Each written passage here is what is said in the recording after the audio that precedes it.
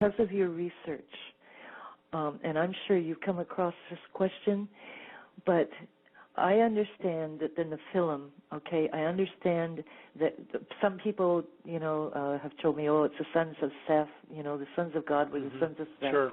And they also, talk about fallen ones. Well, I did some research on that, L.A. May I call you L.A.? Sure, please do. Okay. I did some research on that, and from what I can understand, and you can correct me, please, if I'm wrong, but the Nephilim actually means giants. Is that not correct? And are they not hybrid?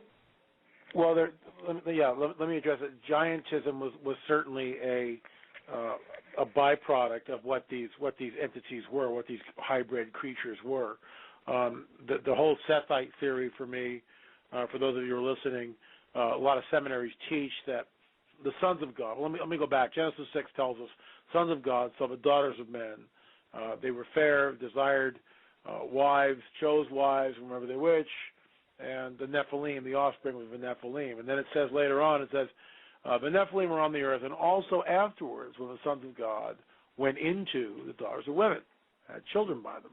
So we're talking about there's hardcore sex going on here between the sons of God and the daughters of men. And that's the question is, who are the sons of God and who are the daughters of men? Angels. Aren't they the fallen angels? That's exactly what the position I hold to.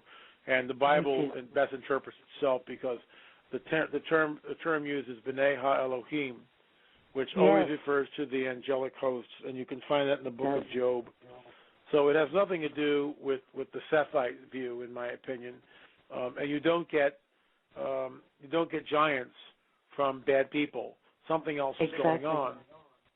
And this is really, look, Jesus himself says, it'll be like the days of Noah when I return. I'm paraphrasing, but that's what he's saying. And that immediately begs the question, what differentiates the days of Noah from any other time in history is the presence of the fallen angelic host on the planet doing the unthinkable. And that is happening today. You say, where? When you look at the abduction phenomenon in the UFO community, you see that women are being taken against their will. They are implanted with sperm. Who knows where that's from? Sometimes they are forced to have sex with what they believe are hybrid beings. Other times it's just gynecological genetic manipulation, and they find themselves pregnant. And later on, the fetus, usually in the third month of the first trimester, they're re-abducted, and that the child is taken. And then oftentimes, years later,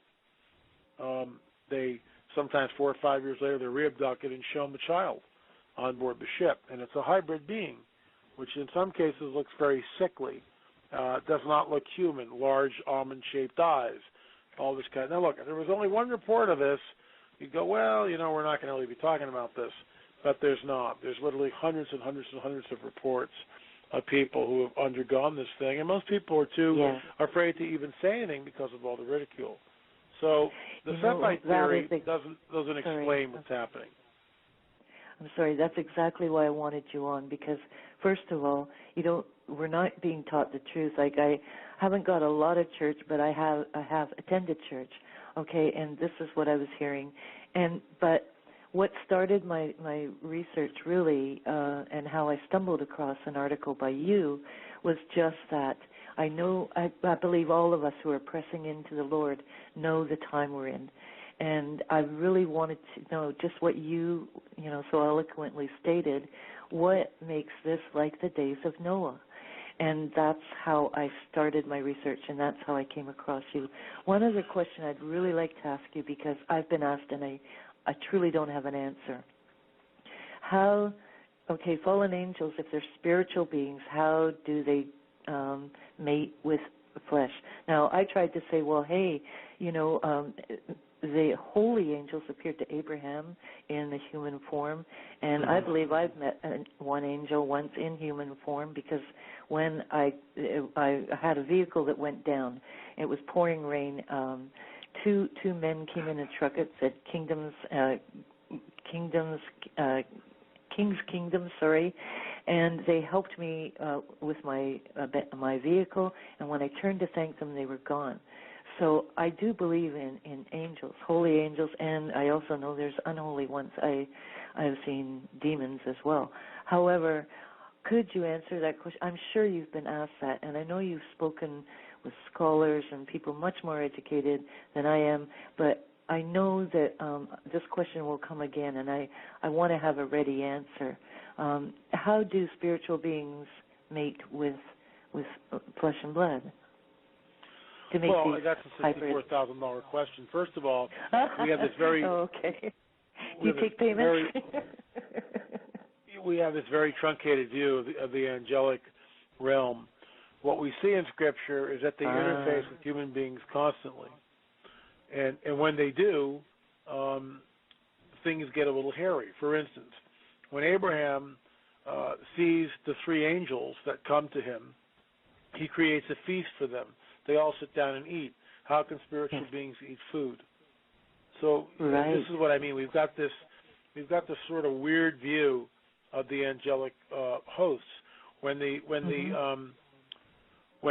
angel appears to Daniel, and Daniel does a face plant, he can't get up, the angel goes over to him and picks him up, helps him to stand on his feet.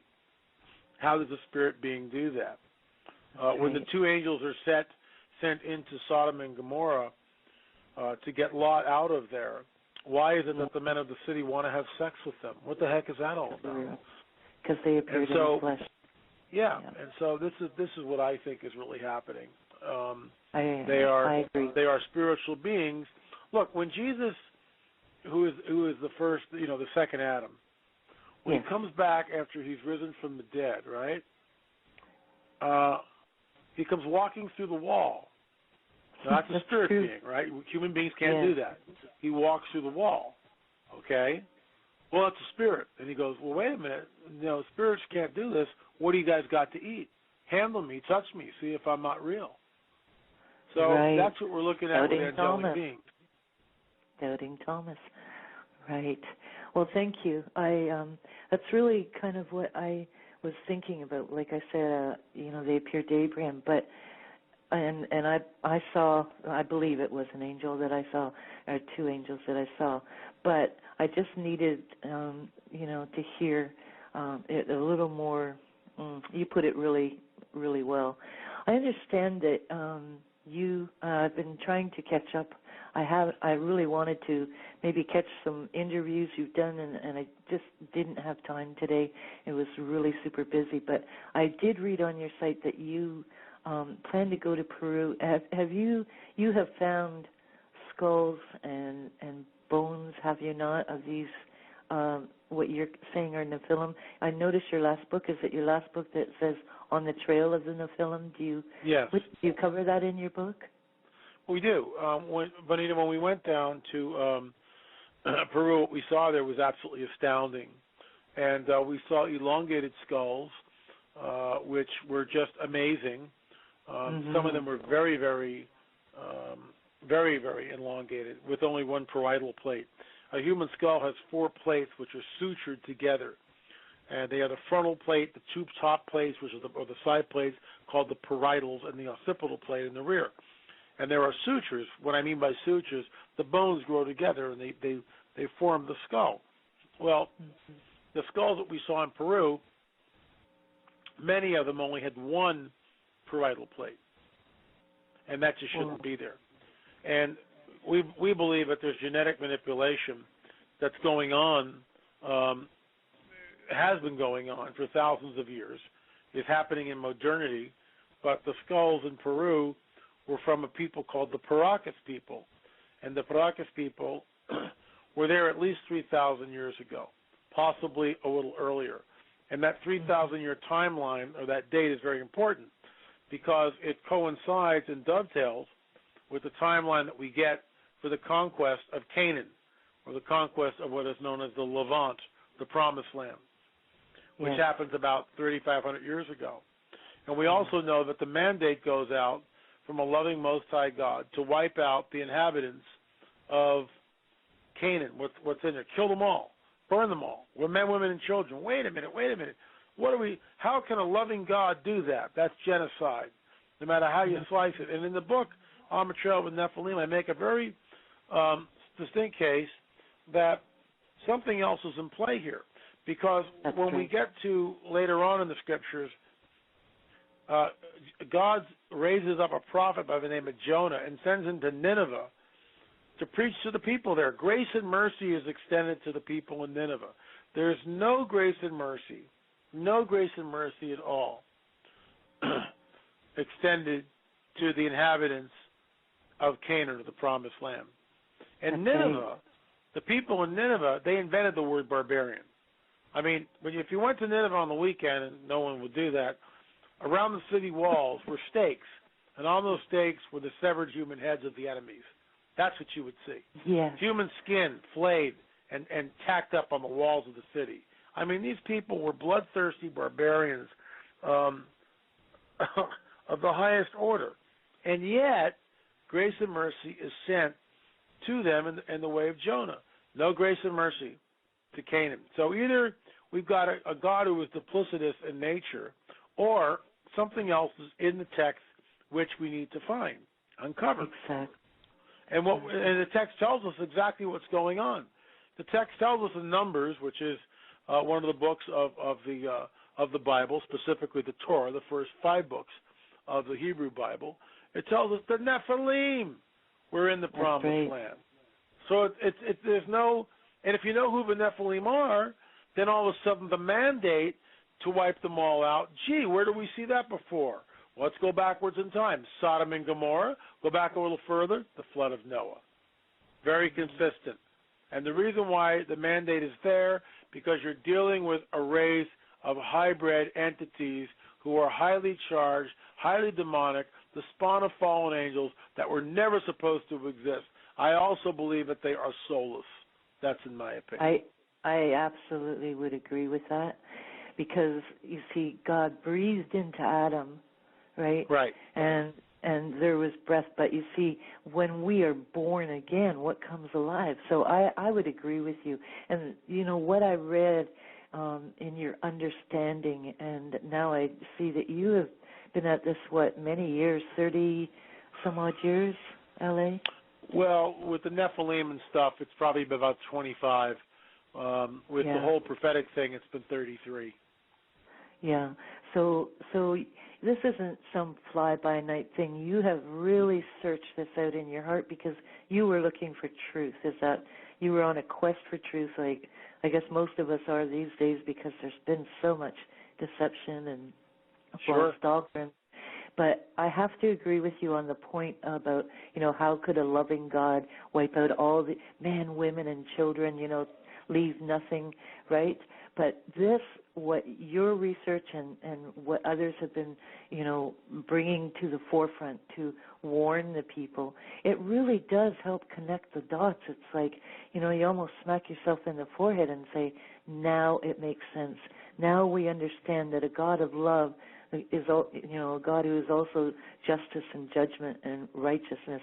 Now it makes sense why he would wipe out men, women, and children, because that which he created has been corrupted, right?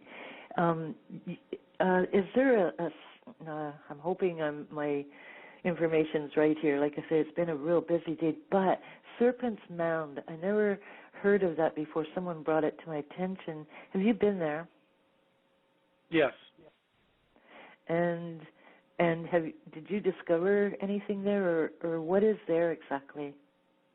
Well, at the Serpent Mound in Ohio, there's nothing to discover because they won't let you dig or anything, although there was an archaeological dig had happened there a few months before I got there. I don't think they recovered anything, or if they did, we don't know about it. The Serpent Mound is it's really best viewed from the air. When you're on the ground with it, you see it's something, but you're not sure what you're looking at. The moment you get above it, you see that it's a very large serpent. The serpent motif is used in ancient cultures throughout the world, and it begs the question, why the serpent? Why not a nice little fuzzy bunny rabbit, Why is the serpent constantly used? And there's a reason for it. Who is... the dragon, the ancient serpent. That's his calling card, and that's what we're looking at here. The Serpent Mound to me was very interesting. It's thousands of years old, and it connects this whole complex, that the mound complex, specifically in Ohio, Newark, Ohio, Chillicothe, Ohio, Peebles, Ohio, which is where the Serpent Mound is. It's a race of beings that predate the Native Americans, in my opinion. And that's what I read. We're not taught this. We're not taught this in school, but this is what my opinion is, and the opinion of others who have studied this field, that there was a race that predated the Americans, which totally coincides with the biblical narrative of 3,500 years ago of the Nephilim fleeing from the Promised Land, moving up into Europe, and then finally over to the New World, where they settled in the Ohio Valley. And also, some of them probably got on ships and sailed across the Atlantic and settled in South America. One place in particular is Paracas, Peru, and it fits the timeline. So what's interesting about all this is when we look at all these stories and all these places from a biblical perspective, with a biblical worldview, it makes sense. And these edifices and sites, like in Newark, Ohio, it seems we call them, my colleagues and I, Nephilim architecture. That's what we're going with it. We believe that these are the work of the fallen angels and their offspring, the Nephilim. It would sure make sense. Would this also explain the mysteries of the pyramids, the Stonehenge? Because I notice there's, we all hear about in school, we all hear about Egypt, those pyramids. But I was fascinated to hear, they're all over the place, pyramids, right? Particularly South America. Yep. Yes. And the Mayans, were they a corrupt, or were they just evil? The Mayan people. Do you know much about that? Well, I was supposed to go down to Chichen Itza, and this is the whole Mayan temple there. Again, there's 50,000 people that were ritualistically slaughtered at that site. Human sacrifice, blood sacrifice. We see the same human sacrifice taking place in Newark, Ohio. Not the numbers, not 50,000, but we see the same thing. There's obviously some sort of a system which is set up that requires human sacrifice, requires human blood. And the Mayans certainly did this over and over and over again to the tune of 50,000 victims. And this, in my opinion, is completely Luciferic. It's ritualistic. It's blood sacrifice. Yes. It opens up the gates of hell and allows the ancient ones to manifest. And that's what we're looking at there. And again, this knowledge, where does a culture that doesn't have the wheel come up with this pyramid which shows the winter and summer solstices in the form of an undulating snake coming down the side of the pyramid? I mean, how does that work? It's actually, I think it's at the equinoxes, actually, not the solstices. It's at it's at the solstices. So the longest day of the year and the shortest day of the year, what happens is the pyramid has been constructed in such a way that what you see is a giant serpent which appears to be slithering down the face of the pyramid. So there again, we see, it's not the warm fuzzy bunny rabbit, it's the serpent. Exactly. We're not any other animal. They're always, it's always that serpent. And isn't it interesting that serpent demands 50,000 people to be literally ritualistically sacrificed, that blood sacrifice? And where does a culture that doesn't invent the wheel come up with this incredibly sophisticated calendar? How the heck did that happen? Where does this come from? Who are these people? Where did they get the knowledge? Well, if we go to the book of Enoch, once again, we see the same type of stuff happening in the book of Enoch. These fallen angelic hosts show up and they give knowledge to people, and this is what I believe happens in places like Chichen Itza. These people are given, in other words, this is just a scenario, okay? This is what I think may be going on in antiquity. A fallen angel shows up and sets up shop, or a group of fallen angels show up and they set up shop. What I mean by that, they show up and they're immediately worshipped. They're immediately worshipped as gods, and they are gods. Yes, people think they are. I mean, they've got all this power, and then they create these temples to be worshipped. They're the one. The architecture is from them, in my opinion.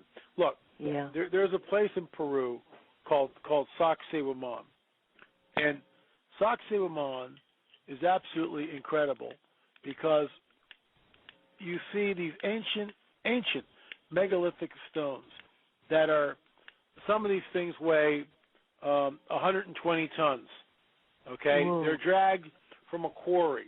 They're quarried 40 to 60 miles away at a 2,000 feet elevation, 2,000 feet lower in elevation than the actual site, by a people who don't have the wheel, and they're polygonal shaped, and they are fitted together without mortar. Come on. I mean, Was that the site, L.A., was that the site where the archaeologists couldn't even get so much as a razor through? They were that tightly fit together? That's the one. Yeah, they're that tight. I read about that and I went, okay, because, the quarries where they were dragged or where they were moved from was a phenomenal distance that we, apparently, we'd be hard-pressed to even do that today with all our equipment and machinery. Is that correct? Well, that's precisely it. We would be, I mean, you just nailed it. We would be hard-pressed to do anything like that today. Mm-hmm. Very much so. So would that be the fallen angels themselves, or manifested, or would it be? That's what I think it is. I think. Look, I call Sacsayhuaman and the stuff in Cusco. This is all fallen angelic architecture, in my opinion. That's what I think. You believe they walk amongst us today? I have a reason. Absolutely. Absolutely. Okay, I'm going to tell you something, and I'm not going to mention any names, but I got the strangest call today from a dear lady that I've known her quite some time, a couple of years, but she was in tears, and she had come across somebody who claimed they were a fallen angel, that they had, I had written it down. It was just, I told her to just keep, the Lord put a warning on her, but what this person was saying is that we were stubborn, we were kicked out of heaven for rebellion. This person, apparently, according to her, has knowledge, like, he's into physics. He's talking about DNA and all kinds of very heavy things. And I told her, of course, it's obviously the occult, but that's why I asked you, is it possible that they're walking amongst us today? And would they be so brazen as to say they are, like, you have to see the degrees and the knowledge this person has. It's beyond genius. In fact, it's rather spooky. And I do understand about demon possession, but this is why I ask you this very serious question. Is it possible that they are walking amongst us today and cannot be discerned, like, when you look at them?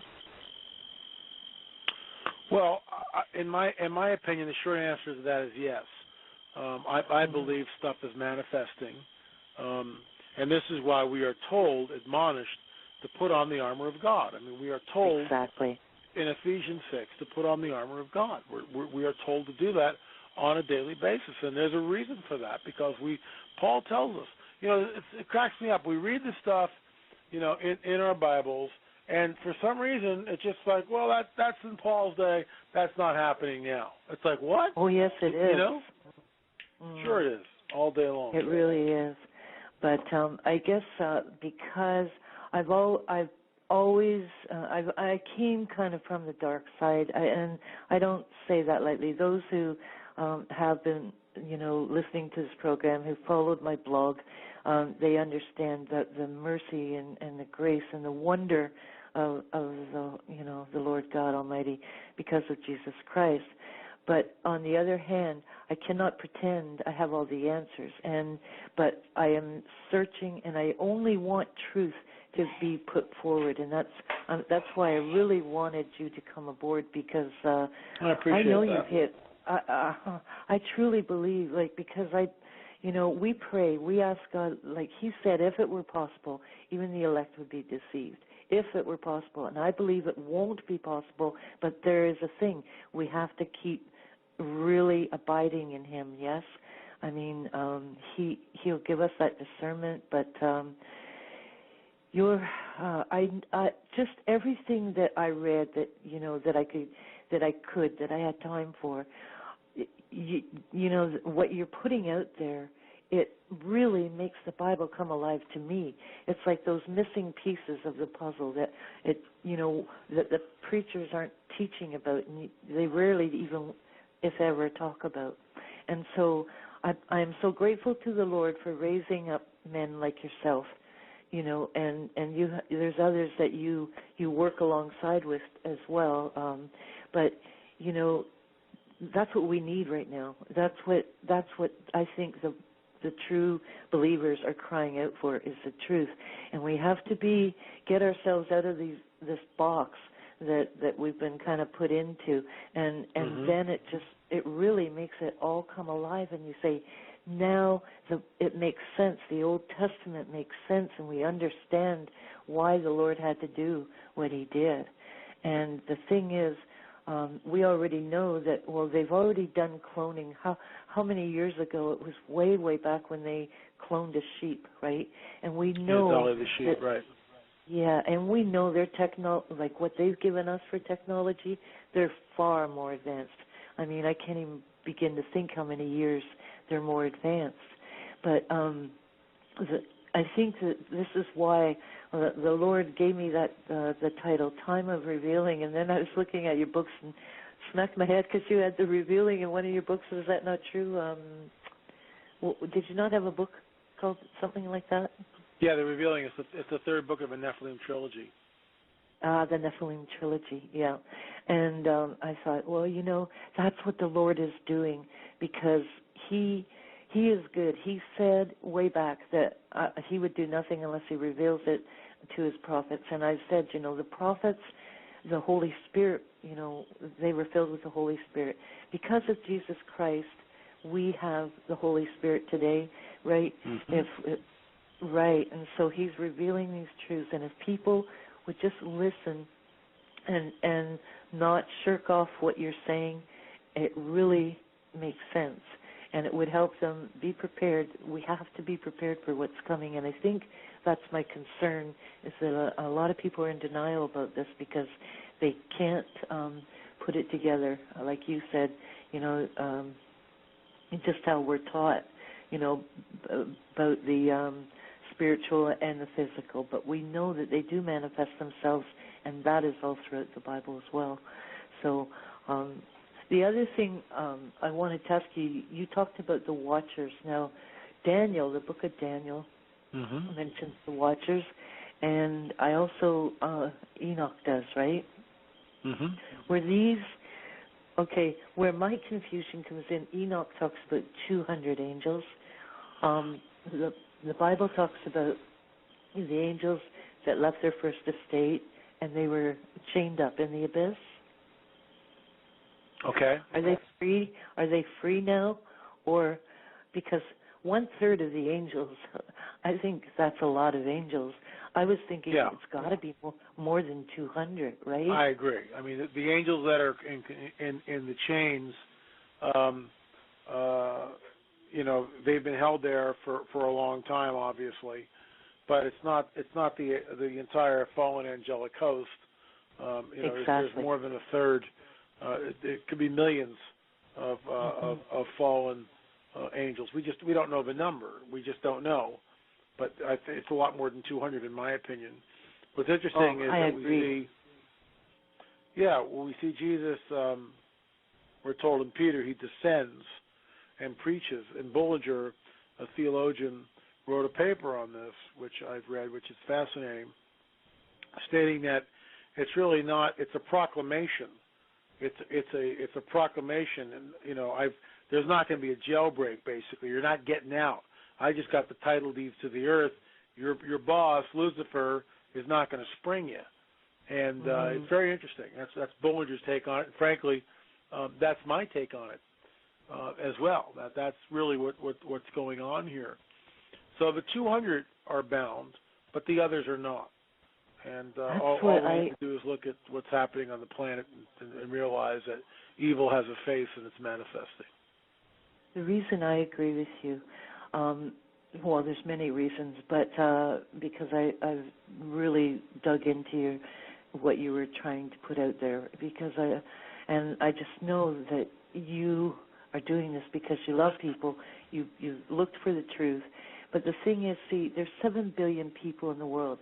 And the reason I believe there has got to be more than these 200, and I am convinced, is because the Lord graciously delivered me from Legion. It took 7 people, 4 men and 3 women to hold me down. I'm one person, right? And 7 billion people, and we understand that in Africa, because I had a friend who went to Africa, and she's in the spiritual deliverance, and it's, it only makes sense because so many people today are influenced, and really there's so many open doors and rituals. I mean, Harry Potter has helped witchcraft go up on the rise like crazy. Absolutely. Yeah. I agree. Totally agree. And it's really affecting the youth. But all these rituals too. Do you remember when the Mayans crossed America and they made strategic stops across the country? The Native American or the Mayan elders, yes. Right, and they had the crystal skulls. Well, they had public, rituals or whatever, which were probably very tame. But what got my attention was that at each place they had private, not for the public rituals too, and people came from all over the world. And I believe that they were calling forth demons. I believe that I personally, and I'm not saying I'm right, but in the book, in the Bible, in the book, I think it's Revelation, does it not talk about the beasts that come up from the abyss? Yes. So would that be possible that because of the great sin and everything that's the Lord it's going to, now people confuse, I believe, the Lord's judgment with wrath. It's two different things, his judgment and wrath. The wrath is not for the saints, but judgment of God begins in the house of the Lord, right? Is it possible that these rituals that are calling forth these beasts that will be let loose from the abyss? Well, again, what's really interesting about what we see in that scripture is what's coming out of this place known as the abyss. And, people look at this and say, well, this is allegory, this is metaphor, these creatures that come out. But, see, I don't believe that. I believe it's not allegory or metaphor. I believe it's literal, and that the fallen one, Satan, is constructing, messing with the genome, and we already know that that's happening. I mean, look at the stuff that's happening in the labs here. They take genes from a firefly and insert it into a frog, and you get a frog that glows in the dark like a firefly. So the fallen one is constructing a legion of demonic beings. That's what he's doing, and what comes out of the abyss will be terrifying. And, where is the abyss? I have no idea. Is it in the earth? Possible. Is it some sort of an interdimensional wormhole portal thing? Possible. A gateway? That's possible. We don't know. But it's coming because the Bible tells us it's coming. And it might sound fantastic, and when it shows up, we'll all know, providing we're here, and I hope we're not. Exactly, L.A., and this is why, he is preparing the people. And I believe that those who are seeking truth, they're going to be listening to people like you and other people who have really dedicated years into this just to get their hands dirty and find out the truth of it for themselves, right? Mm-hmm. So another thing I wanted to ask you about. Okay, when you talked about the glow in the dark, is that not how killer bees were invented anyway? They were supposedly trying to find a super bee that would make more honey, and they accidentally, I use the word Sicily. But I don't know about that. It's certainly possible. Nothing would surprise me, but I don't know the origin of the so-called strain of bee. That may be exactly how it came down. I don't know, though. No, but my point was that all these things and all these stories that are floating around, and we really have to spend time to try and sort through the disinformation and the misinformation, which is where people who have been doing this for years would be like yourself and Russ Dizdar, and there's just the others that have dedicated their lives. They would be able to discern quicker. But my point is, with the Nephilim and with what they're doing, remember when the old show came, a Bionic Man, and we thought, well, that'd be cool. But really, they're doing this now. Not too long ago, I sent an article to a friend of mine because she had said something. But anyway, the arm, it was for a veteran. I'm telling you, Ollie, that arm, he was a black man, and that arm you could not tell that it was not a real arm. Wow. Unless you looked where it was attached.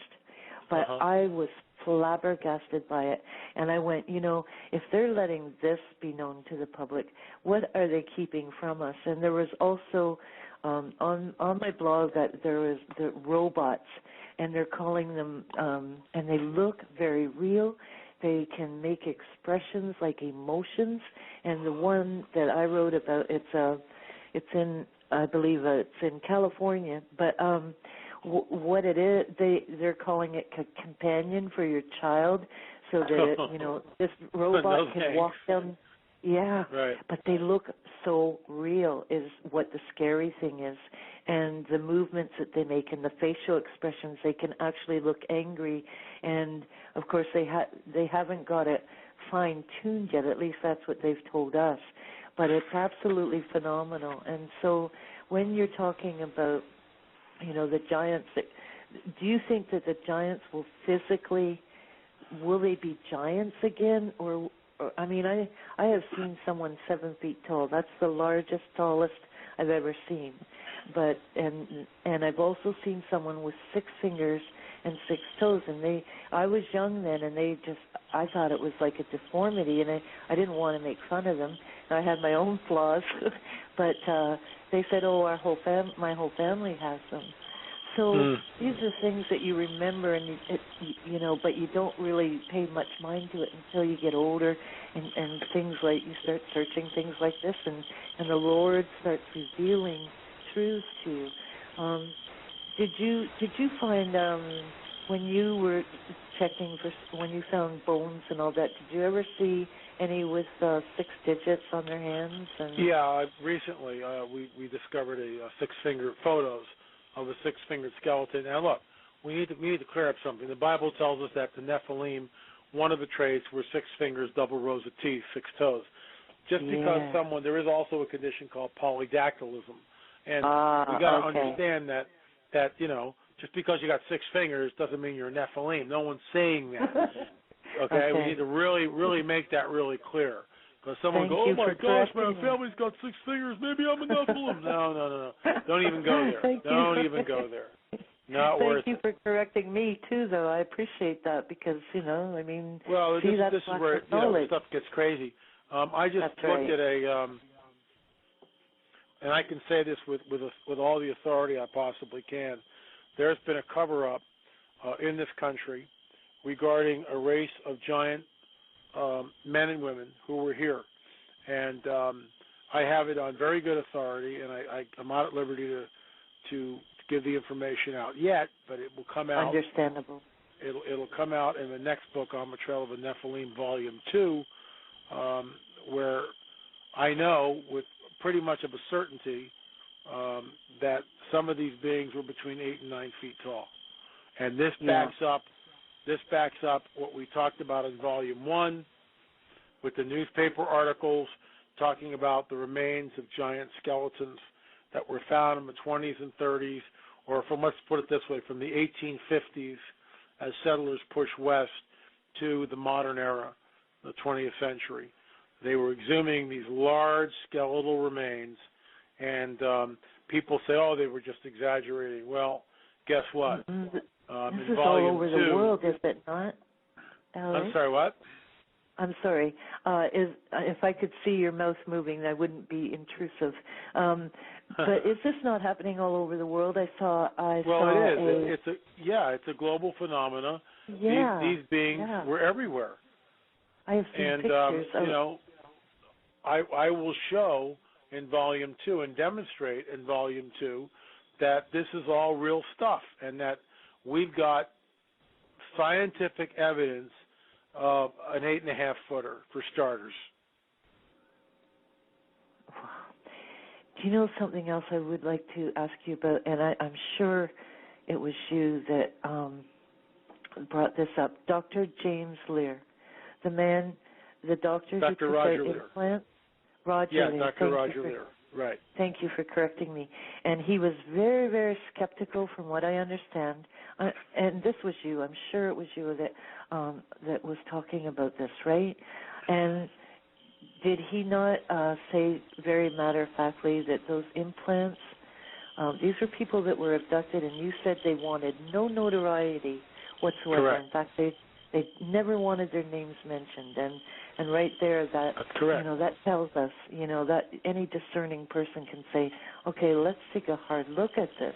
Then when the doctor actually walked out, he wanted nothing to do with it, was talked back into it. He does it, and then you or somebody, I'm not sure who, forgive me, asked him what is the purpose of these implants. And also, they were very hard to destroy, were they not? They tried cutting them, sawing them. The only thing that did was laser. Is that correct? Yeah, well, that's it, and this is where it gets kind of weird. The early implants were sort of brittle, and when he took them out, they actually came apart in multiple pieces. The latter ones that he's done, the more recent ones, rather, that Dr. Lear has taken out, one in particular, and this is what you're referring to, was so hard that you could not cut it with a diamond saw at a machine shop. They took it to a laboratory, and they cut it with a laser. So, we're not in Kansas anymore at that point with, this type of technology, whatever it is. And there's been a progression of these implants that Dr. Lear has from the very first one to the ones that he's doing now. What's interesting is we're in the lab with Dr. Lear recently. We had a man who came forward who claimed he had an implant, so we took him in, we got x-rays, lo and behold, there's an implant. Then we went and get a CAT scan, lo and behold, there's an implant. And the next thing is to remove the implant, which will cost us about $5,000 to remove it. But we're going to pony up the money and get it done. This will all be in one of our watchers, live in an operating theater. Here's the, here's the surgery. Here's the implant. We just took it out. Thank you very much. And then we'll cut that in half, where it means, and take it into a laboratory and look at it under a scanning electron microscope. This is hard science.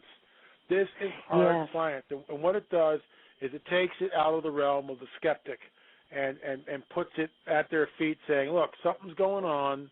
You need to start looking at the phenomena. Well, the thing that really went, yes, because it's just like all these lights coming on, and I give the glory to the Lord.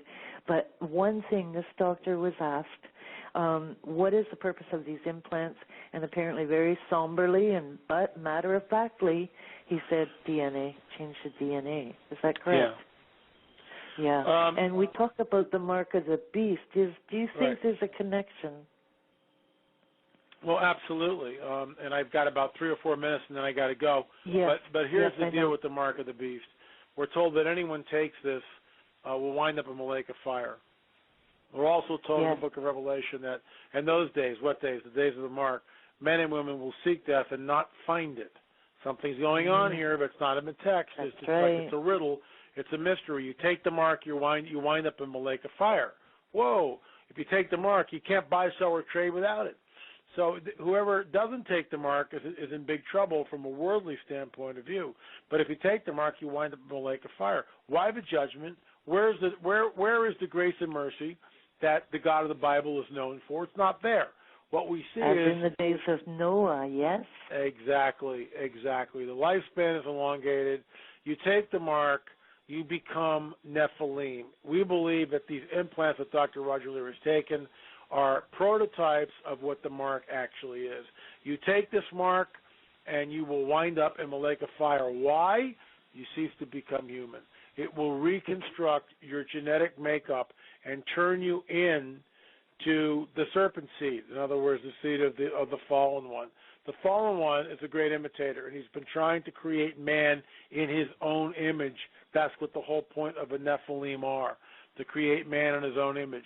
And I believe that this is why the judgment is so harsh and so severe.